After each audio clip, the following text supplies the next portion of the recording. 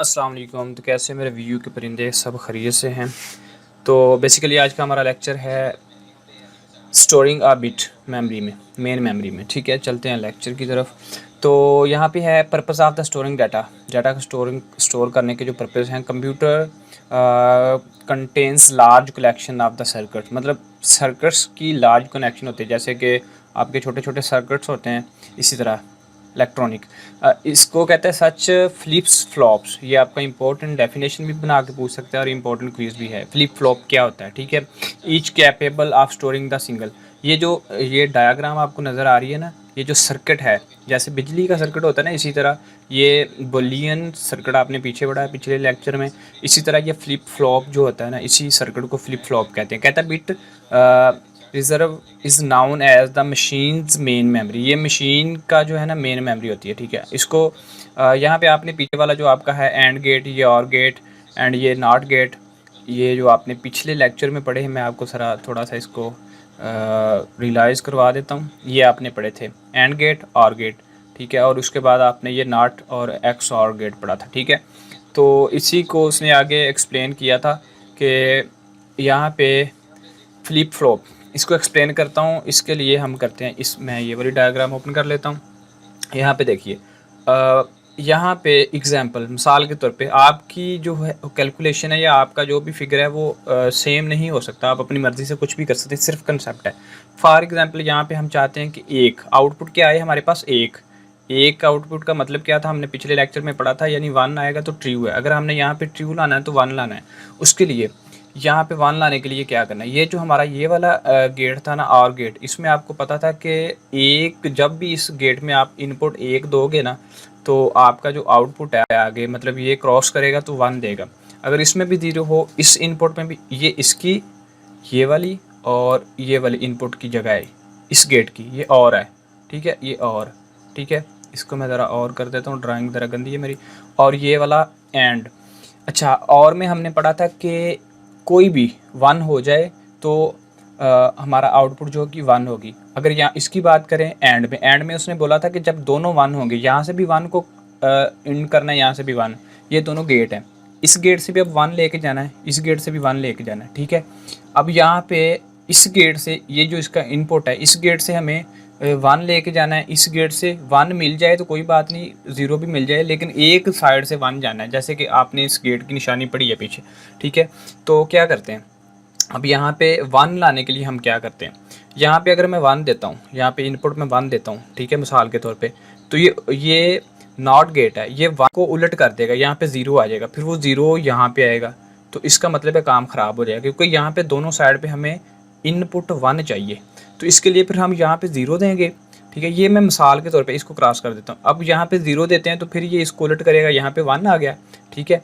अच्छा, उसके बाद यहाँ पे इनपुट 1, यहाँ पे भी इनपुट जो है 1 रख दो, ये भी 1 हो गया और ये भी 1 हो गया, दोनों 1 1 इंटर हुए, तो हमारा इनपुट क्या आएगा, 1 आएगा। यहाँ पे क्या इनपुट आ गई, ये 1 जा रहा है यहाँ पे, ठीक है। यहाँ पे फिर क्या इन होने लगा है 1, ठीक है। अगर यहाँ पे आप इनपुट 1 देते हो तो वो इनपुट 1 आएगी, अगर यहाँ पे 0 देते हो वो इनपुट 0 यहाँ पे इंटर होगी, 0 इंटर हो, लेकिन यहाँ पे हमारे पास 1 है। तो और गेट में ये निशानी थी कि एक ही 1 डिजिट्स मिल जाए तो आगे हमें 1 मिल जाएगा। तो फिर यहाँ पे ऐसे, ये यहाँ पे 1 देते हो तब भी यहाँ पे 1 आएगा, यहाँ पे 0 देते हो तो इस 1 ने आगे 1 कर देना है। यही इस डायग्राम के अंदर है सीन। ये यहाँ पे ये यहाँ पे आप ट्राई कर लो, कुछ और डिजिट्स चेंज करके देख सकती है, ठीक है। उसके बाद कहता है मेन मेमोरी ऑर्गेनाइजेशन। कहता है मेन मैनेजेबल जो सर्किट होता है, यूनिट सर्किट, ये सर्किट बहुत सारी जगहों में लगते हैं। हमारी डोर बेल्स होती हैं, ठीक है, ऑटोमेटिकली सिस्टम होते हैं घर पे, रिले होते हैं, बहुत सारी डिवाइसेस हैं इस पे, सिस्टम पे, इसी सिस्टम पे वर्क करती हैं। कहता है मैनेजेबल यूनिट सेल्स, इसके कितने बिट्स होते हैं, 8, क्विज है आपका।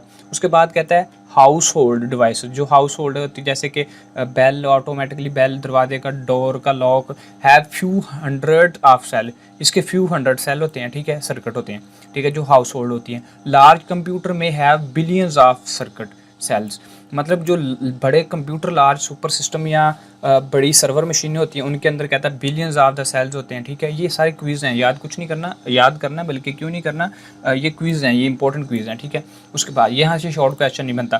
कहता है बाय द साइज ऑर्गेनाइजेशन, आपने परेशान नहीं होना, यहाँ पे सिर्फ आपको इंट्रोडक्शन दे रहा है। इसमें ऐसा कुछ नहीं है कि आप समझो कि हमने ये रट्टे लगाने, सिर्फ इंट्रो है, आपने इंट्रो को समझना है। यहाँ पे कहता है बाइट साइज ऑर्गेनाइजेशन, ये मेन मेमोरी ऑर्गेनाइजेशन, ये बाइट है। कहता है in computer science there is a no left और राइट, कहता है कंप्यूटर साइंस में राइट और लेफ्ट कुछ नहीं होता, ठीक है। टू अंडरस्टैंड, नंबर 2 पे क्या कहता है, मैंने इसको तरह ना नंबरिंग दे दी है। कहता है टू अंडरस्टैंड साइंस साइंटिफिक यानी कि significance, sorry, to understand the significance of the bits, bit के जो है ना फ़ायदे समझने के लिए कहता है वही present most significant bit on the left side while least significant bit on the right side. इसमें क्या बोला इस लाइन में, वो ये कहता है कि कंप्यूटर साइंस में जो बिल्कुल इस साइड पे, लेफ्ट साइड पे, जो बिल्कुल ये लेफ्ट साइड है ना, कहता है जो बिल्कुल लेफ्ट साइड पे होता है उसको कहता है हाई ऑर्डर कहते हैं, हम उसको कहते हैं मोस्ट सिग्निफिकेंट, ठीक है, ये मोस्ट सिग्निफिकेंस होता है। और जो बिल्कुल राइट साइड पे होता है वो लीस्ट सिग्निफिकेंस होता है, ठीक है। इसको लोअर ऑर्डर कहते हैं और लीस्ट भी कहते हैं, इसको हायर ऑर्डर, और यही वाली बात इस लाइन में उसने बोली। उसके बाद कहता है मेन मेमोरी एड्रेस,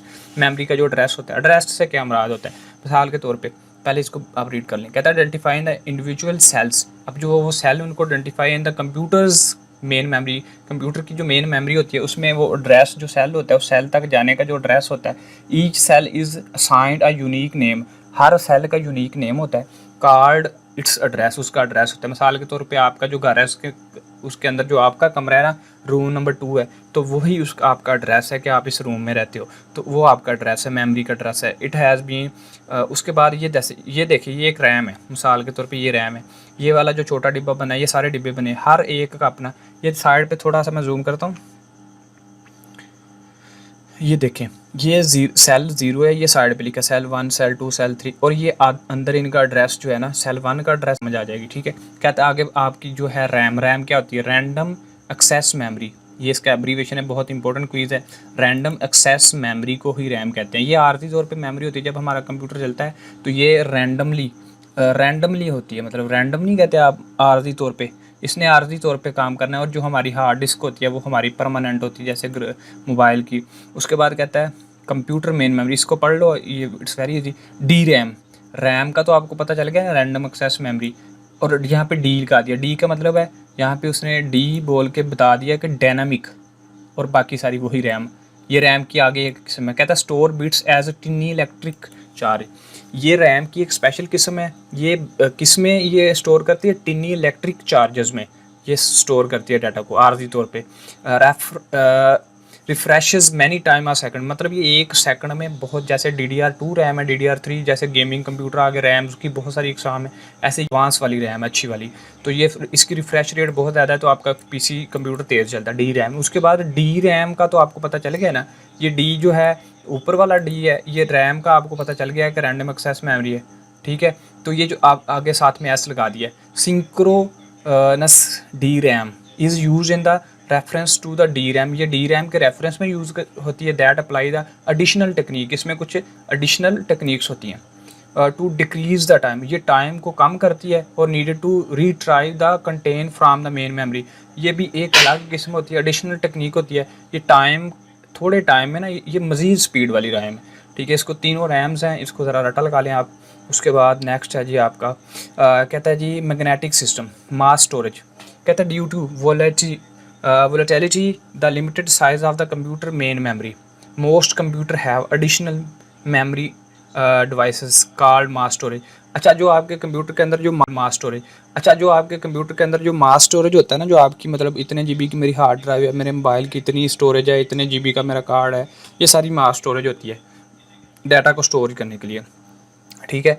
तो वो कहता है सेकेंडरी स्टोरेज, इसको सेकेंडरी स्टोरेज भी कहते हैं। क्या कहते हैं, सेकेंडरी स्टोरेज भी, मतलब जो एक तो हमारी जो प्राइमरी स्टोरेज होती है वो ये वाली होती है रैम, वो आर्जी तौर पर रैंडम होती है। लेकिन सेकेंडरी जिसमें आपने सेकंड तौर पे डाटा सेव कर देना और सेव रहना, ये सेकेंडरी भी होती है, ठीक है। जैसे हार्ड डिस्क आगे CD DVD card USB flash, उसी को आगे उसने यहाँ पे बोला है। कहता है the advantages of mass storage, mass storage के कहता है एडवांटेजेस क्या होते हैं, over the main memory include the less volatile, मतलब ये लेस वोलेटिलिटी होती है, लार्ज स्टोरेज कैपेसिटी होती है इसमें ज़्यादा डाटा सेव कर सकते हो आप। लो कॉस्ट होती है इसकी, कॉस्ट यानी ये सस्ती होती है, इसमें डाटा आप ज़्यादा सेव कर सकते हो। In many cases the ability to remove the storage medium from the machine for etcetera etcetera. कहता है हाउ इट्स वर्क, मतलब ये काम कैसे करती है। अब ये वो जो हार्ड आगे आपकी हार्ड डिस्क के अंदर भी ऐसे प्लेटें होती हैं और आपकी जो होती है सीडी डीवीडी, वो ये सीन है, उसको बताया कि ये काम कैसे करती है। आपने क्या करना है, आपने ऐसा करना है किसी भी यूट्यूब चैनल पे जाके आपने सर्च करना है कि how to work CD DVD. इसको एक बार आपने प्ले होते हुए देख लेना, इससे आपको काफ़ी जो है ना इन्फॉर्मेशन मिल जाएगी। एक आपने वीडियो देखनी है। अच्छा, यहाँ पे क्विज़ मैं क्लियर करवाता हूँ। कहता है थिन, कौन सा thin spinning disk with the magnetic coating to hold data. ये जो पतली सी थिन होती है, जैसे सीडी डीवीडी आपने देखा होगा डिस्क, तो कहता है थिन स्पिनिंग डिस्क होती है विद मैग्नेटिक कोटिंग, इसमें मैग्नेट की कोटिंग की होती है टू होल्ड डाटा को होल्ड करने के लिए। ये इंपॉर्टेंट क्विज था। उसके बाद कहता है रीड राइट हेड, इसके रीड राइट हेड होते हैं place above the below disk. मतलब कि ये जो आपको ये नज़र आ रहा है ना, ये जब घूमती है ना, तो ये जैसे वो पुरानी टेप होती थी रिकॉर्डर, ये ऐसे ये डाटा को रीड करता है। तो ये क्विज़ पूछेगा कि रीड राइट हेड के लिए, रीड राइट हेड के लिए क्या होता है, तो ये आपने बताना, ठीक है। उसके बाद कहता है each head travels circle card tracks. अब ये जो हेड है ना, ये बेसिकली जो इसके नीचे घूमती है जब ये प्लेट, तो वो बोलता है कि ये घूमता है, मतलब कंसेप्ट यही है। तो इसके नीचे ये जो वाले हैं ना, ये जो बने हुए हैं ये दायरे से, तो इनको वो क्या कहता है, ये ट्रैक्स होते हैं। मतलब हर एक का मदार होता है, अपना दायरा होता है, ये ट्रैक्स हैं, जैसे सूरज ज़मीन घूमते हैं। Each track is the divided into equal sector. अब ये देखें, ये छोटे छोटे सेक्टर में डिवाइड किया है, ये भी क्विज़ है। Sector have equal number of bits, her sector में बराबर नंबर ऑफ बिट्स होंगे। 512 बाइट्स टू फ्यू के बी, ठीक है, kilo bytes. Outer tracks contain more information, जो आउटर ट्रैक होता है इसकी इन्फॉर्मेशन, ये जो लास्ट वाला इसकी, इसमें ज़्यादा इन्फॉर्मेशन होती है। ये सारा आपने अच्छे से रीड कर लेना है, ये क्विज़ हैं सारे। उसके बाद कहता है zoned bit recording adjacent tracks form zone, मतलब ये वाला ट्रैक और ये वाला ट्रैक जब ये घूमते हैं तो ये एक जोन बनाते हैं, जैसे मैग्नेट बनाता है। ये भी क्विज़ है। टिपिकली डिस्क कंटेन 10 जोन, जो टिपिकली आम रवायती जो डिस्क होती है उसके 10 जोन होते हैं। All track within a zone have the equal number of the sector, हर जोन में बराबर सेक्टर होते हैं नंबर के। ये सारे इंपॉर्टेंट क्विज है। अब यहाँ पे कहता है सीक टाइम, ये इंपॉर्टेंट शॉर्ट क्वेश्चन पूछ सकता है। टाइम रिक्वायर्ड, जो टाइम रिक्वायर्ड होता है to move the read write head, ये जो रीड राइट वाला ये जो हेड है ना, इसको ऐसे आगे जाना फिर ऐसे पीछे आना। जैसे अब आप यूट्यूब पे जाके एक वीडियो देखो कि कैसे डिस्क काम करती है, तो आपको पता चलेगा। ये जो आगे पीछे होने का जो इसका टाइम है ना, उसको सीक टाइम कहते हैं। Head from the one track to another, एक ट्रैक से दूसरे ट्रैक तक जाने का जो टाइम है ना, उसको कहता है वो सीक टाइम कहता है।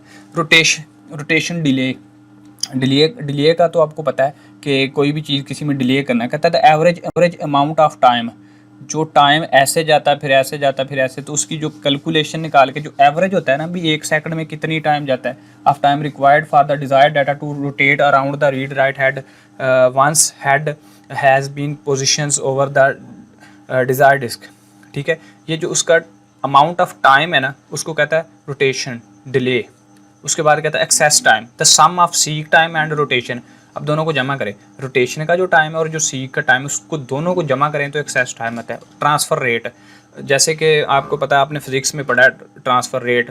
कहता है rate at which data can be transferred to और फ्राम, मतलब डिस्क में रेट, मतलब किस स्पीड से डाटा ट्रांसफ़र हो रहा है डिस्क से आगे से टू एंड फ्राम, वो जो रेट है वो जो उसको कहता है ट्रांसफ़र रेट, ठीक है।